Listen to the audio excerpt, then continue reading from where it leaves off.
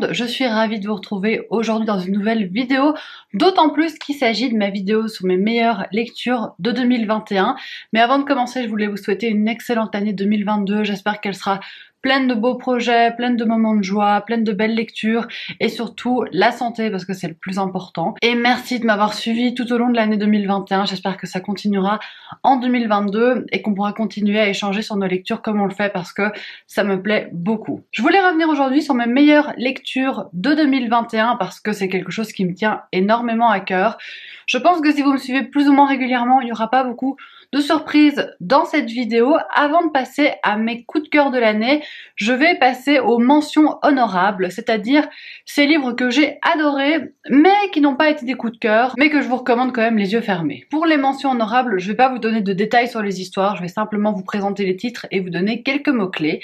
La première mention honorable est pour Une toute petite minute de Laurence Perrin, qui est à ce jour mon roman préféré de l'autrice. Il m'en reste seulement un à découvrir et j'aurai tout lu de ce qu'elle a écrit.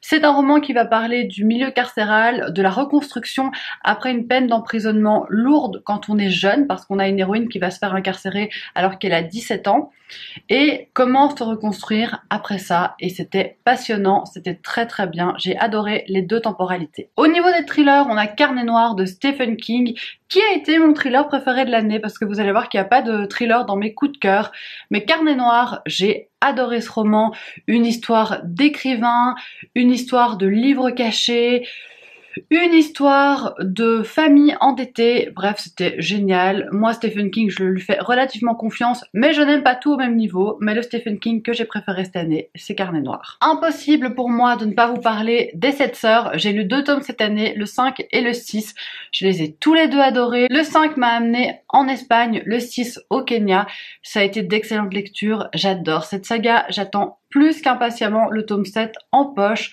parce que là je me dis que tous les fans ont déjà découvert la 7e histoire, La sœur disparue, et moi pas encore, je prends mon mal en patience, et ce sera j'espère pour cet été. Un roman historique avec le lilas ne refleurit qu'après un hiver rigoureux de Martha Hall Kelly.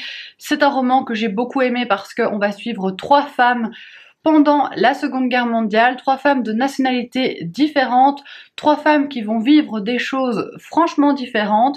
On va aussi voir le point de vue moins reluisant de la guerre et j'ai trouvé que c'était vraiment super bien mené et surtout on apprend des choses glaçantes que personnellement je ne connaissais pas. Plus feel good après la guerre, c'est La drôle de vie de Zelda Zonk de Laurence Perrin, décidément elle est 2 fois dans ses mentions honorables.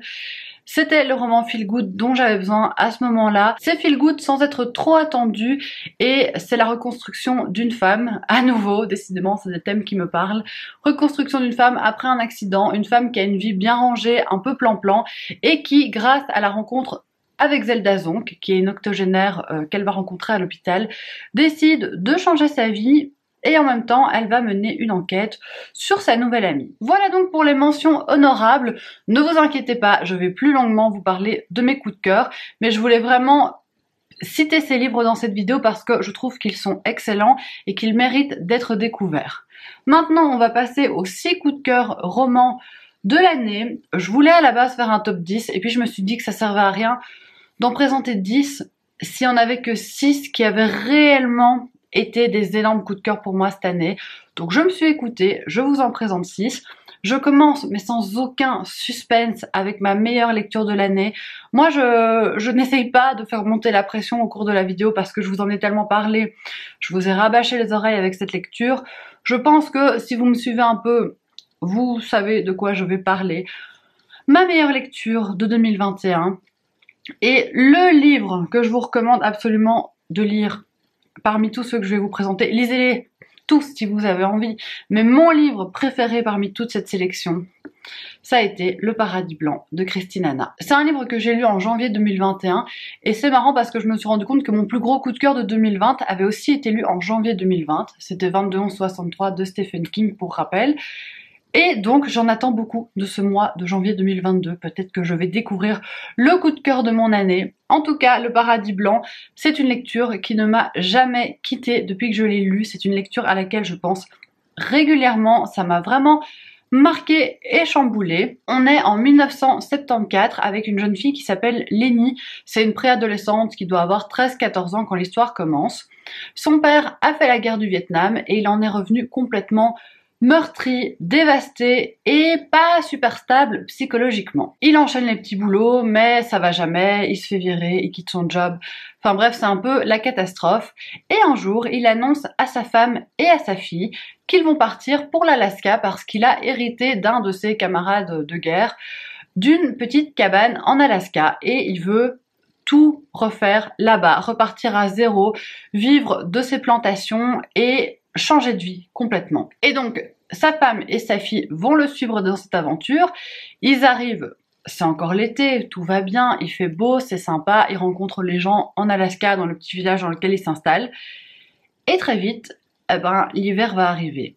Et l'hiver en Alaska, c'est assez rude, surtout quand on est enfermé avec quelqu'un qui a une santé mentale assez fragile. D'emblée, quand j'ai commencé ce livre, j'ai été emportée par cette histoire.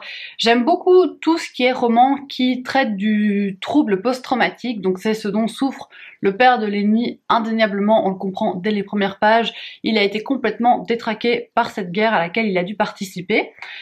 Et ça va planer sur tout le roman, mais au-delà de ça, il n'y a pas que de la tristesse qui va régner dans ce livre, il n'y a pas que de la folie, il y a tellement de sentiments contrastés et différents, et c'est ça que j'ai adoré, c'est que on va vraiment passer par une palette d'émotions extrêmement large durant toute la lecture. Le roman, il est dense, il fait plus de 600 pages de mémoire, et vous allez vraiment vivre les montagnes russes émotionnelles, et d'ailleurs, c'est un point commun à quasiment toutes les lectures que je vais vous présenter maintenant, tous mes coups de cœur, c'est, je me rends compte que j'ai des coups de cœur quand je ressens des émotions extrêmement fortes. C'est comme ça que ça marche chez moi. Il n'y a pas que l'émotion qui compte, il y a aussi la plume, etc., les personnages, mais ce qui va faire qu'une lecture va être une excellente lecture ou un énorme coup de cœur, c'est le fait que je vive toutes les émotions à fond. C'est ce que j'ai ressenti avec Le Paradis Blanc. J'ai vraiment tout vécu avec Lenny. Je suis entrée en empathie totale. Et une fois que j'étais dans ma lecture, j'étais dans une sorte de bulle. Et impossible de m'en défaire. Je me rappelle avoir lu les 200 dernières pages d'un coup. Je pleurais, je vivais plein d'émotions.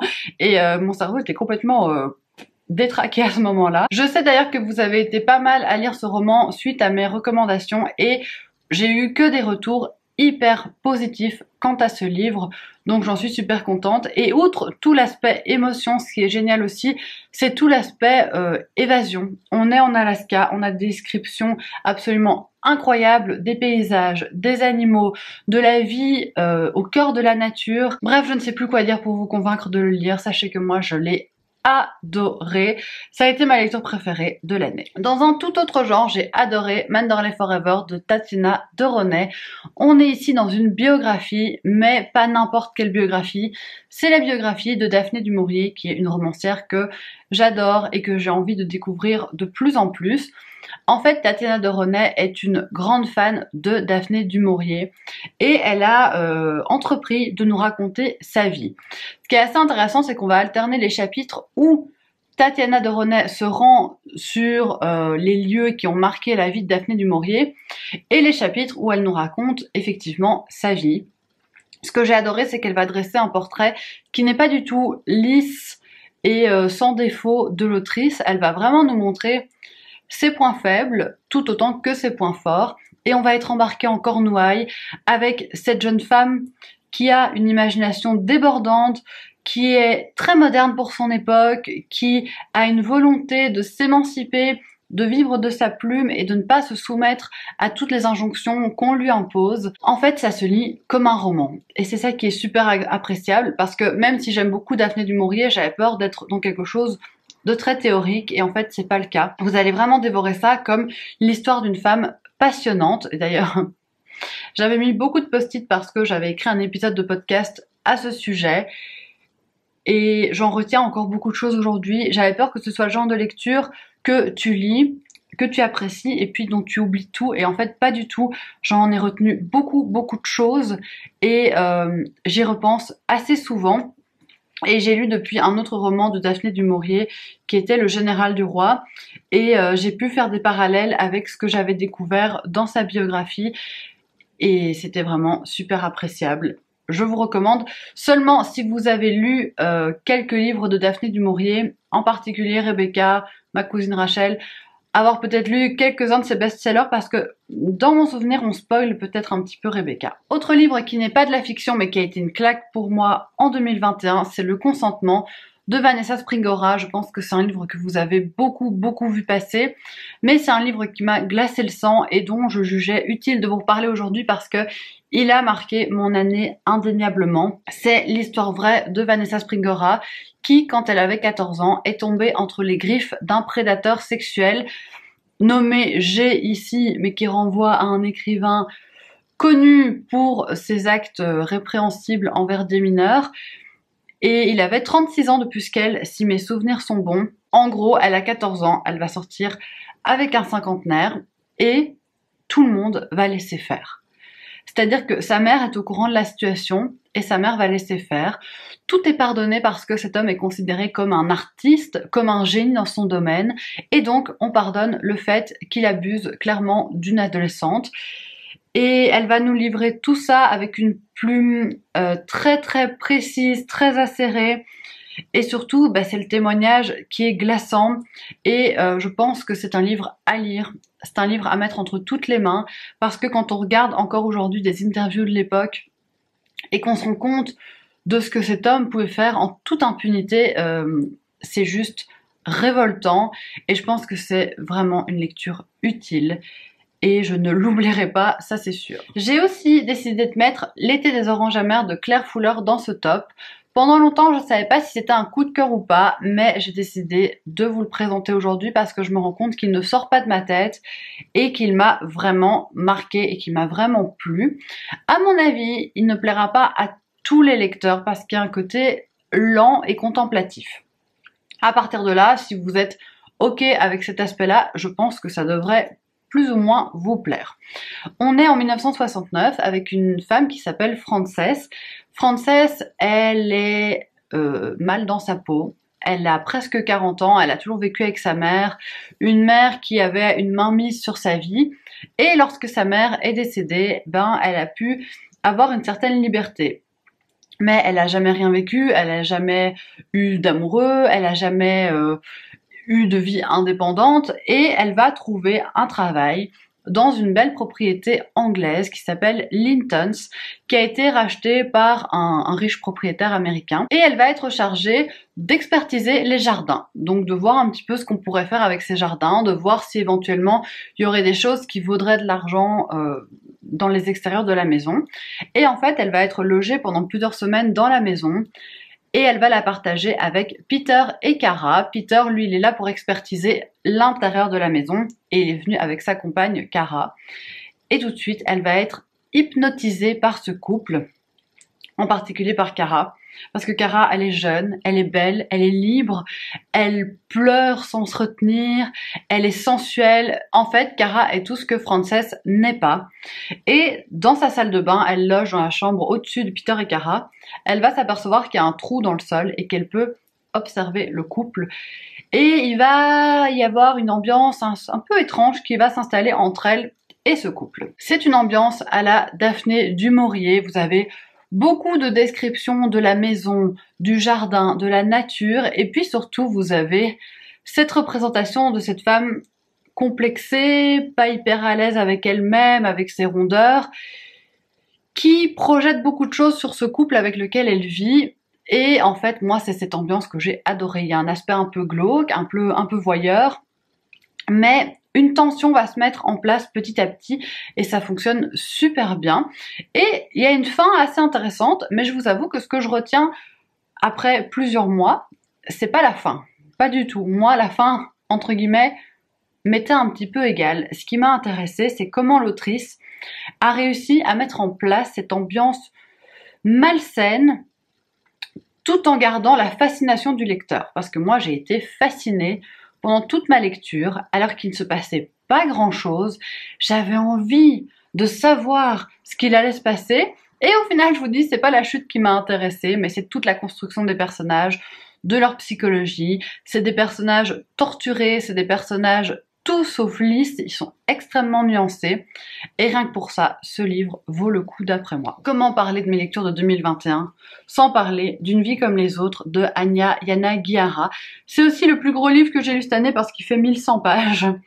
Donc je l'ai lu au mois de juillet, il m'a déchiré le cœur, concrètement.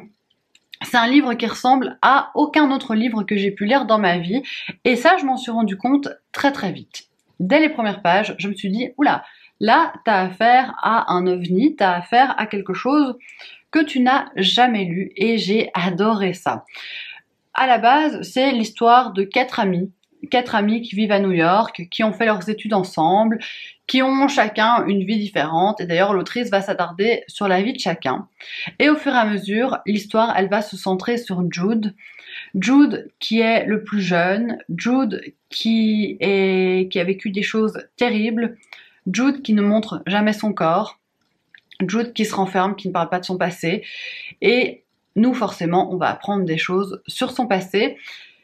C'est une histoire incroyable parce que déjà la plume est très belle, enfin je l'ai lu en traduction, mais la traduction était très très belle, et puis l'autrice va créer une densité autour de chaque personnage.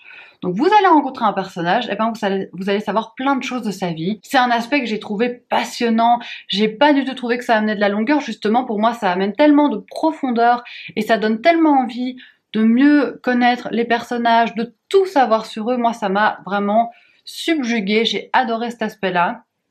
J'ai adoré le personnage de Jude. Par contre, il faut quand même mettre des trigger warnings, il y a des grosses violences physiques, sexuelles, c'est vraiment compliqué à lire, parfois j'avais besoin de le fermer, de souffler, et c'est peut-être aussi le point négatif du livre, c'est peut-être qu'à un moment on se dit, ça va peut-être trop loin dans la souffrance et dans les atrocités, et puis il y a des formes de longueur, sur un roman de 1100 pages, je peux pas vous dire qu'il y a aucune longueur, moi j'ai ressenti quelques longueurs vers la fin, mais c'est un livre que j'oublierai jamais. Comment oublier ce livre? Ça me paraît impossible. Il m'a fait pleurer, mais tellement de fois, à tellement de moments différents. Il m'a procuré tellement d'émotions. Je l'ai trouvé superbement maîtrisé. Honnêtement, c'est maîtrisé de bout en bout. Il n'y a pas de zone de flou. Il n'y a pas de moment où on se dit ouais, là, l'autrice, elle a fait du remplissage. Non, moi, j'ai trouvé que tout était très, très beau. Mais il faut être conscient que c'est super difficile. Je sais que cet aspect-là a fait que certains lecteurs n'ont pas apprécié leur lecture, mais moi, indéniablement, ça m'a marqué pour très longtemps. Je me demande quand je retomberai sur un livre de la sorte. On va maintenant passer à mon dernier coup de cœur, qui est Tout le bleu du ciel de Melissa d'Acosta, que j'ai aussi lu cet été. Décidément, j'ai fait des belles lectures cet été, et que j'ai tellement, tellement, tellement aimé. On est dans de la littérature feel good, c'est pas ce que je préfère à la base. Ça me faisait un petit peu peur. En le commençant, je me suis dit oui, c'est mignonnet, ça va être sympa, petite histoire d'amour légère. Et en fait, ça va tellement plus loin que ça. Et ça a été chercher des choses tellement profondes en moi que je suis obligée de vous en parler, que j'ai été obligée d'adorer ce livre. J'ai pas eu le choix en fait, il s'est imposé à moi et j'ai pas eu le choix. L'histoire c'est celle d'Émile qui a 26 ans et qui est malade. Il souffre d'un Alzheimer précoce et donc il va perdre la mémoire au fur et à mesure et ça va créer des complications sur son corps et il sait qu'il a que plus ou moins 2 ans à vivre. Et plutôt que de vivre ces 2 dernières années à l'hôpital, à faire des tests dans les cliniques, etc., il décide, lui, d'acheter un camping-car et de partir à l'aventure. Évidemment, il ne peut pas partir tout seul parce qu'il sait que son cerveau ne va plus le suivre et il part avec une jeune femme qu'il trouve par petites annonces qui s'appelle Joanne, qui est bizarre, qui est renfermée, qui est taciturne, mais qui accepte. Et donc ils partent à deux et ils vont vivre plein de choses à deux. Ils vont voyager dans les Pyrénées, on va avoir des descriptions de paysages superbes et surtout on va voir ces deux personnes écorchées par la vie tisser un lien extrêmement fort, tout en douceur, tout en subtilité, et c'est un livre qui m'a fait verser des torrents de larmes. J'ai pleuré comme j'ai rarement pleuré en lisant un livre, et ça a balayé tout le reste. Donc même si l'écriture est très très simple, ça n'a rien à voir avec un roman comme celui-ci par exemple, c'est beaucoup plus simple. Même dans l'histoire, il y a quelque chose de plus simple, on sait vers où on va, on sait plus ou moins comment ça va se dérouler. Mais quand même, quand ça se passe, eh ben, c'est merveilleux et ça nous touche en plein cœur. J'ai hâte de lire d'autres Melissa d'Acosta parce qu'il y a un côté triste, émouvant, mais il y a un côté qui donne foi en l'humanité et en fait ça a fonctionné quoi. Et je vous dirais peut-être pas que c'est le meilleur livre du monde, mais c'est un livre incroyable et si vous êtes en panne de lecture, dirigez-vous vers ça, je pense que c'est parfait. Si vous lisez pas beaucoup, pareil, parce que même s'il est gros, eh ben ça fait le job et ça fonctionne et ça vous embarque, ça vous prend par la main et vous y allez quoi, il n'y a pas d'autre solution. J'espère vraiment que cette vidéo vous aura plu, que ça vous aura intéressé. N'hésitez pas à me dire en commentaire, vous, quelles ont été vos meilleures lectures de l'année. Je suis plus qu'intéressée de le savoir pour peut-être qu'elles deviennent mes meilleures lectures de 2022.